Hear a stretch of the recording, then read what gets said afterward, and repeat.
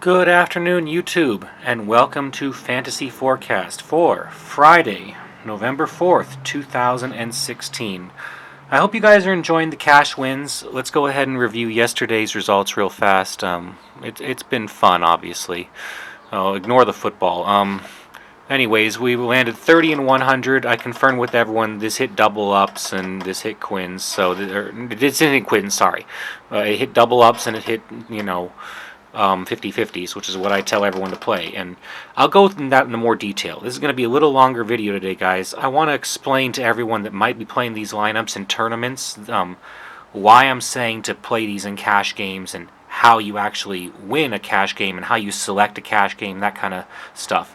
It's just a season refresher for some of you guys, but it actually changes every season a little bit because they change the pricing structures around on how much you enter for larger tournaments and things like that and where the big paydays are, so it's still worth reviewing even for the pros for a few minutes. Last night, Westbrook done. Westbrook didn't pay out, but because most people had him, I'm sure the ownership was high there. 52%, a little more than half.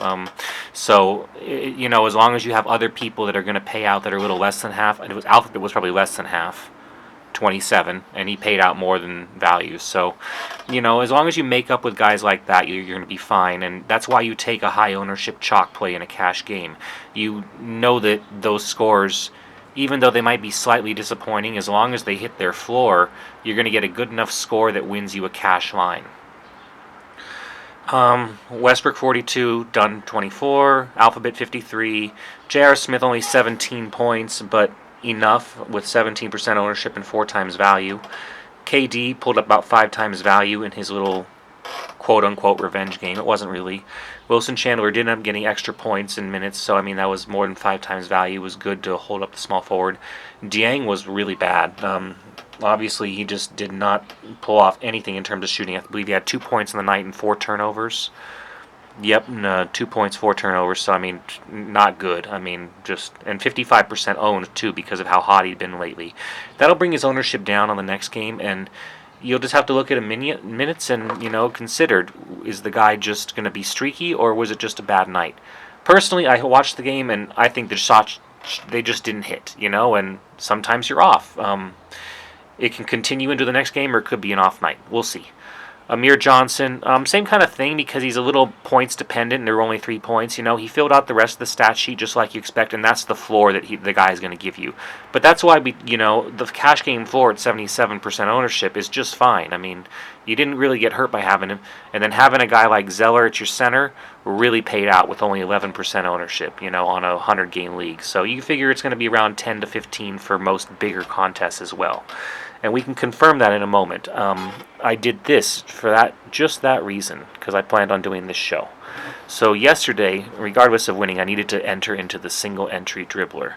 And if we go in here, we can look at the actual ownership on the players on a big basis. This is nationwide, with everyone's only allowed 1 entry. Westbrook was 41% ownership. Dunn was 30% ownership. And if you don't know who Dunn is, guys, and you're just taking him blindly, think about that. 30% of fantasy contest entries had him. They don't really know who he is either. No one else. It's what it is when somebody is out and injured for a team, and someone else picks up their minutes and is cheap. That's all that we're looking at, really. It's the minute and mismatch in price. So these guys that have no name really come up. If you guys watch basketball, most of you guys know the starting fives on most teams, but you might not know who's on their bench, who their 6th man is. Maybe you know them, but we don't expect you to know their whole bench. Even the NBA doesn't. But if both of the team's point guards are down and a guy like Dunn is all that's left, he's going to become to prominence, and that's why we take him. And so, guys, when you wonder where these names come out of nowhere, it's strictly on injuries, and that's why injuries are so important. We want to monitor and watch that news, and why pros will change their lineups really, really fast as soon as they find out that an injury has gone down. They're not dumb. They know that they can really pull out a winning lineup with last-minute value. Like Zeller there, at only 5.6% ownership. I said 10 to 15, but in a big GPP, he only came up to 5.6, and he laid 36 points down on a 38 salary. It's almost 10 times value. This kind of guys happen a lot, and people don't look at the cheaper positions a lot because they're always like, well, I have the money to spend up. Yes, you have the money, but sometimes you have to think about judiciously spending it. I think that's all I can say on it, really. Amir Johnson pulled up 45% ownership. George Dieng almost the same, 45.5 and 45.6%. Whereas Chandler, who was pretty much guaranteed some extra run time, only got 7%. Faster notice, though. It was only 1 day. Durant at 45.5. Man, that 45.5 is very similar. J.R. Smith about half at 23.2. Alphabet at 28.8 or 2. And there's your ownership numbers. So they do vary a little bit, but in general, they are about the same as the numbers that we saw in a basic 50-50 contest. And the reason why these numbers are the same and not skewed off too much from what their normal numbers are, why does it land so close to what they actually are? Well, the reason why is because there's about the same proportion of pros and amateurs in a 100-person pool or higher. That's why you don't really, or I don't really play 20-person contests, or 50 is pushing it. I might play a 50, but I prefer 100 people or more, and honestly, even more than that. And single entry style. So, let's get onto the lobby, and let me show you where these games are that I'm talking about. These games are always on your main slate. Alright, so go into main, and you see the contests here after you click on 7 p.m. and blah. There are several types of contests that you guys can enter. One of the first ones, and I'll briefly mention it, is a 100-player contest for $1 or $2 or $5. And the pricing structure is such that you can win $25 in first place, or if you're in fifth place, you win $6, which is 6 times your money for landing in the top 5%. And if you land about the same as you would in a big GPP, if you land in the top 5%, that might only be double or triple your money. So if this pays you 6 times your money, it might be a better return. That's a reason to play it, although it is a multi-entry game. And when I tell you guys single entry means when you're looking on this screen, it does not have a little orange bubble that says multi. And what that means is when you enter a contest, it says max of something instead of just saying max of 1. It's a multi-entry contest. And now let's get to the tournaments. Because 50-50s are right here. 50-50 is what I'm telling you guys to do. This is a single entry game, and you don't see the multi for M. If it's a 50-50 contest, and there's 100 entries right there, 100 entries, 100 entries, those are the perfect contests to enter. Those are the ones that I'll play my lineup in each week. And I've got a nice spread of those already set out, and I'll be happy to show you guys in a moment, because this is a video on what you should be playing. Go into your 50-50s and look for $1 contests. I would avoid the 50s if you can, unless it's last minute and you need to. I'd be looking to get into, the ones that are right there, with 100 entries. And they're only single entry. It says max of only 1. So you can only enter once, and a pro can only enter once against you. $2 entries, even up to 5. 50-50 has a low payout return, and pros do like to hit the tournaments up, so they do this as bread and butter too. Don't get me wrong, because they know that they're lower cashing lines, but you'll want to play the 1s and 2s because they are limited in the amount they can enter. So, and they try to hit $5 and above usually. Although I have seen some play 2s. 1 seems to be the only place you can start to get away with it, but moving on. Tournaments. You have single entry tournaments, only 250 players. And 300 players or so, and so $250 in total prizes. Top prize is $30 though, guys.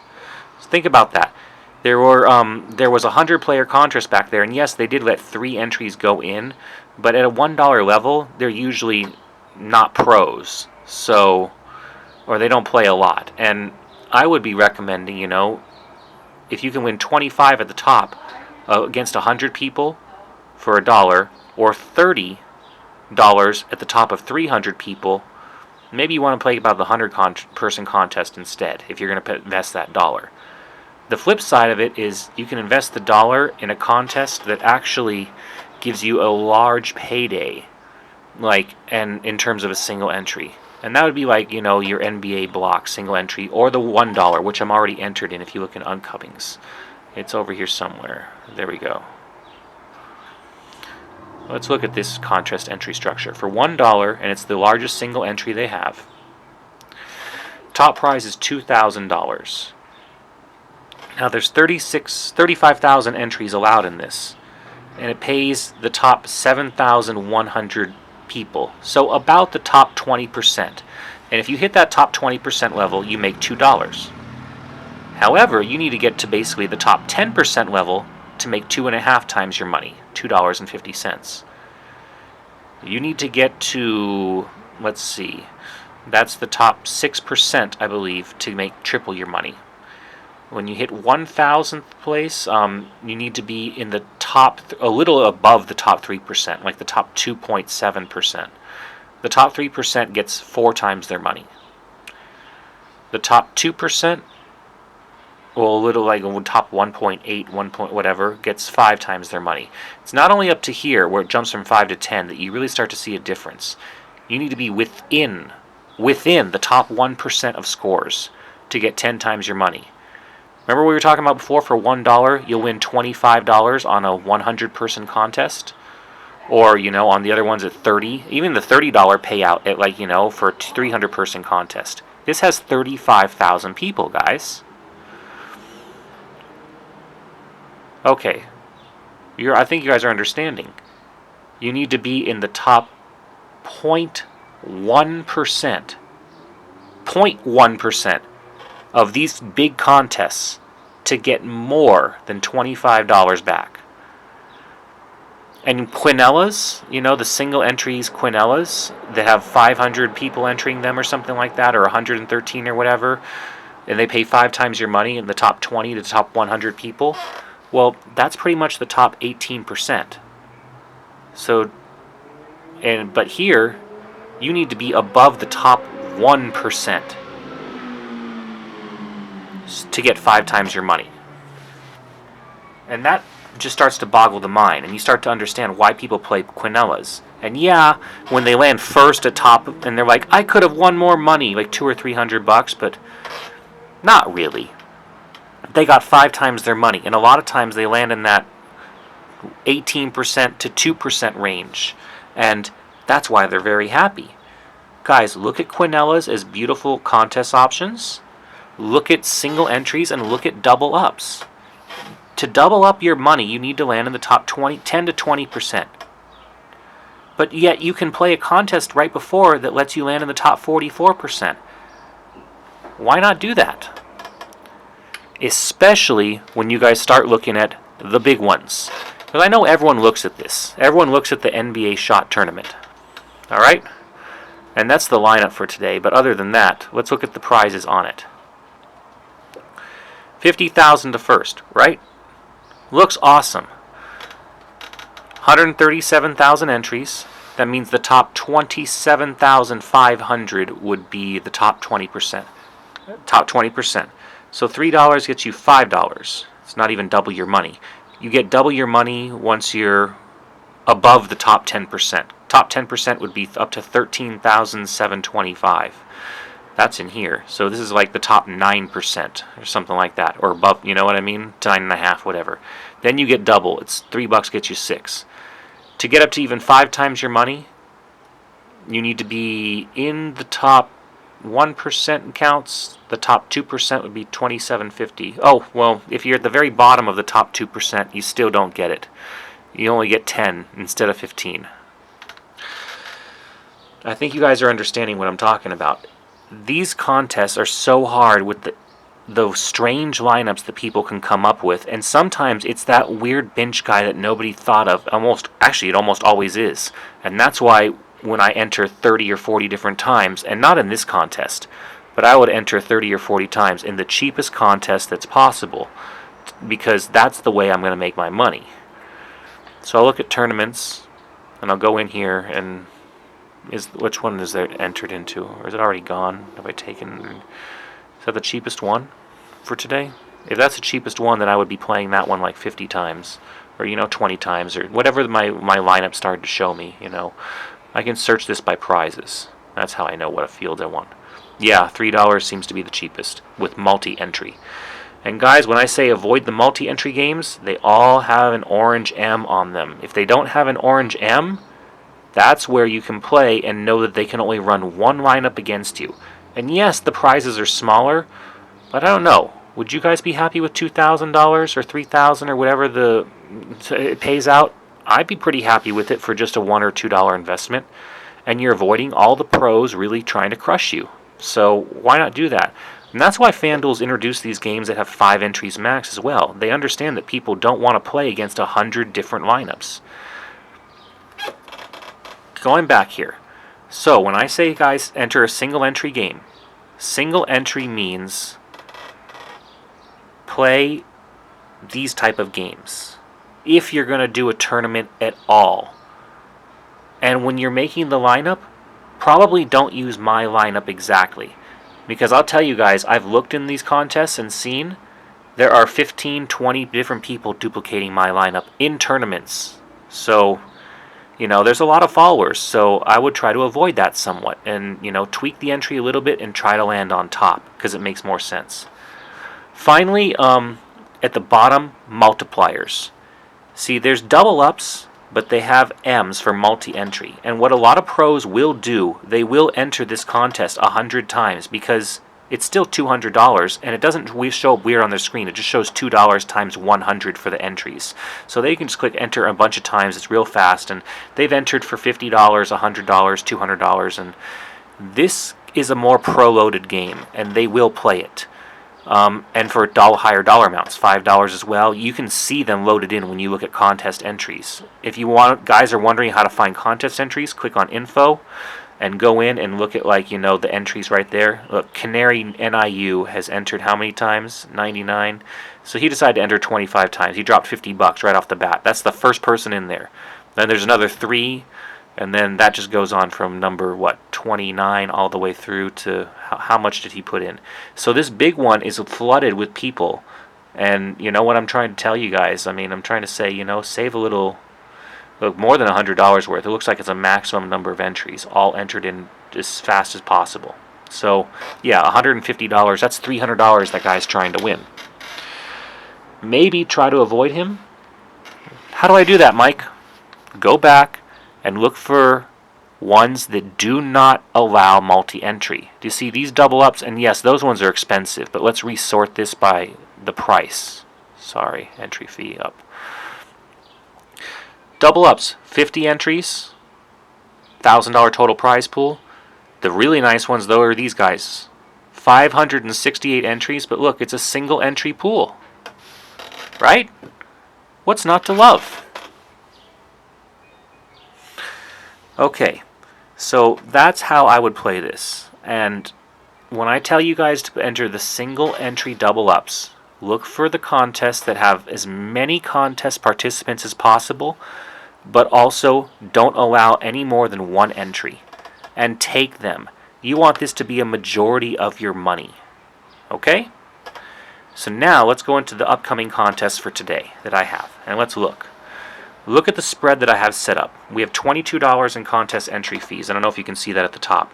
We have $2 in a double up, $2 in a double up, another $2, $10 in a double up, $10 in double up, $5 in single entry 50-50 money. So if the double ups won, $10 would turn into 20, right? And then we have $5 there, so that'll turn into 9. So we would get $29 back for our $22 investment, just right now. And that doesn't, if we win the double up parts and the 50-50 parts. We don't even need to win the $1 top contest, where if I land at the top, I win $25 for a single buck. We don't need to win the $2 extra that I played that would win me $10 more if it lands in the top 18%. And we definitely don't need to win the $3 NBA shot, which I just entered once, and it's being done to show you guys how these games are played, or the single entry dribbler for $1. We don't need to win any of those, and those probably land in about the top 20% too. And we know this one will pay $5, and we know this one will pay $2 in those areas. Real fast, if we land in the top 15% though, instead of getting $29 back, where just the double ups win and just the 50-50s win, And this is what I'm talking about entering the right contest, guys. We will win, instead of $22 turning into $29, we will win. Well, this would win. Let's say it lands, in the. Let's say it lands in the top, 10%, just in the bare bottom of this. So, prize would be $3 if I land on the bottom three. So let's say it wins $3, just to say. It wins $3. The Quinella wins $10 for an extra $13. And this wins $6 if it get 5 or 6, 13, 19, and then this wins a $2 or $2.50. So an extra $21.50 on top of the 29, and $22 is turned into over 50. This is how you grind through a night. For $20 to turn it into 50, it's almost like you guys would love to play a $20 scratcher and turn it into 50, right? I think so too. Okay, I'm so sorry this has been a very long show. I'm going to put a note in there and tell people that want the lineup for today to fast forward right to this mark, to the 21-minute mark. And I've already gone through how to enter contests, where single entries are, and what you guys should be playing. On to today's lineup, finally. At the point guard, we got Russell and Frazier today. Russell, it's a faster-paced game, and I think that he's poised to actually, now that he's the main, they're seeing that he's the guy that's going to really put up the scoring for them. They might start to give him a little bit more usage and time. I think we're going to start to see the breakout with Golden State, where they're just going to be desperate to do something. This is a fluid position. You can open this up a little, although I wouldn't spend up unless maybe...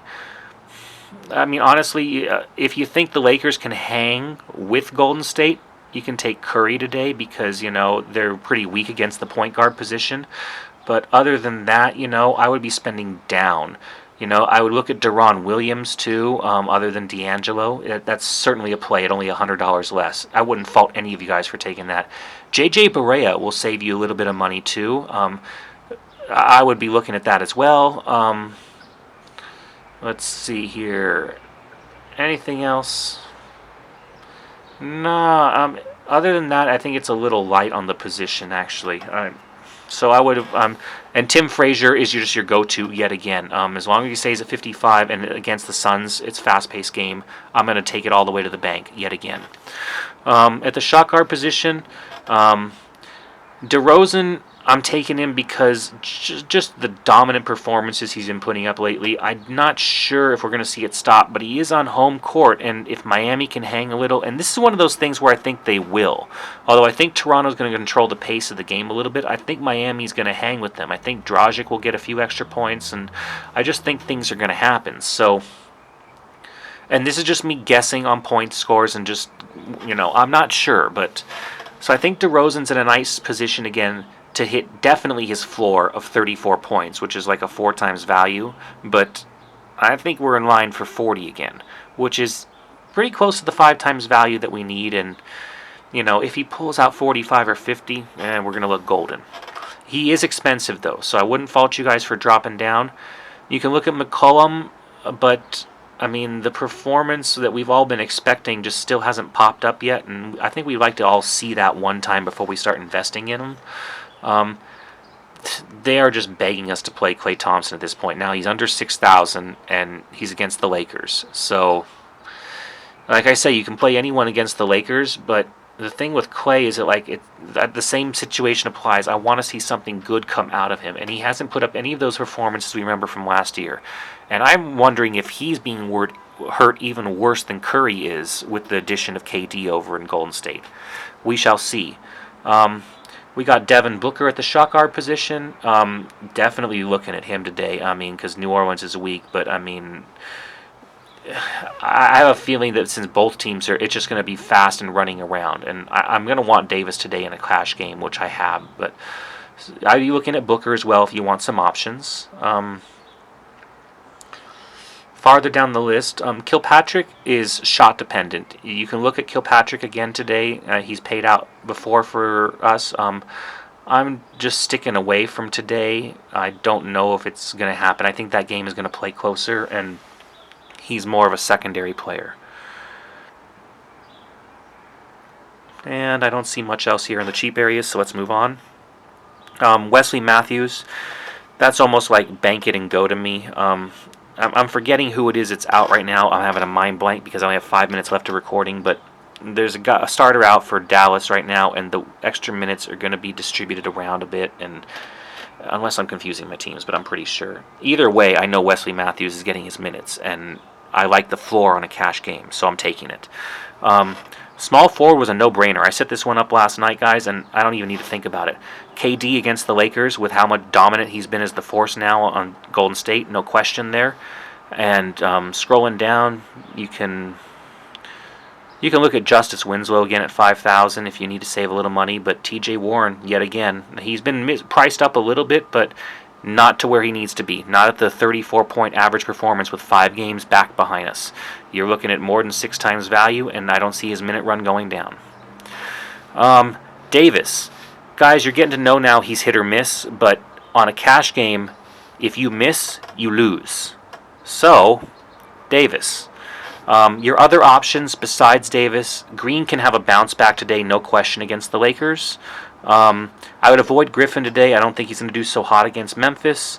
You can look at Millsap, but I think he's scoring dependent against those Washington team. And, if someone else picks up the scoring and then it's done after 3 quarters because Atlanta is probably going to play better than Washington, well, he could end up sitting for a while and you only see yourself sitting 33 fantasy points. And that'd be pretty disappointing for 8,000. It's a good floor, but let's see, going down a little bit. Look at Markieff Morris against them. I think he would play a little bit more, and before they sat him in times or any type of blowout. Is there anything else though? That's about it there. Okay, at the power forward, the other spot, I took Kaminsky today because I think he's cheap with the run that he's getting. He's about 24, 25 minutes in the game, and that's getting half the game at only 4,000. I'll take it just to lock my lineup through because I'm finishing out with Pachulia. The center position is just horrible today, guys. You can look at Dedmon even cheaper. Jaja against the Lakers, I'm hoping he does more than a fantasy performance of 5 times, at 3,900. So, I'm going to take that there. If you have a little extra money, definitely think about Tyson Chandler at 4,500. But beyond that, guys, I don't know if today's a spend-up day. You can look at Zeller again against the Nets, but he's been priced up quite a bit, obviously, and I choke at that price a little bit when there are a couple other cheaper options. And going all the way up, no one looks like they're going to ceiling at 50 points. I mean, I could be wrong, but I'd be avoiding today. Okay, so let's review today's cash game lineup. And we are 7-2 on the season now, which makes me pretty happy. I don't know how long we can continue this, guys, but let's roll it up again. At the point guard position, Russell and Frazier. At the shot guard position, DeRozan and Matthews. At the small forward, Durant and Warren. At the power forward, Davis and Kaminsky. And your center today, Pachulia. Alright guys, thank you guys so much for watching. I appreciate all of your input. I comment once a day on the YouTube comments. Please comment down there, and I'll try to do it before game time and, talk about the lineups, talk about if you've won or lost, what you hate about this one, what you think you should run instead. I want to hear it all. I'm going to try to do DraftKings lineups too. I didn't today because I also wanted to, preview everything else about how to enter the contests. But we'll get to that in the next shows, along with projections from other providers soon. Thanks so much for watching, guys. I really appreciate all the support. Subscribe if you haven't yet. It helps support this free channel.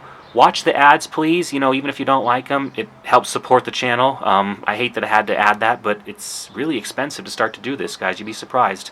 And follow me on Twitter if you want last-minute lineup changes or anything else. I post them there. My description is in the link. You can go and check there and follow me on Twitter. Okay, that's it for Fantasy Forecast for this Friday. I hope you guys all have had a wonderful week, that the weekend starts out great. Go on out there and go win some big money tonight.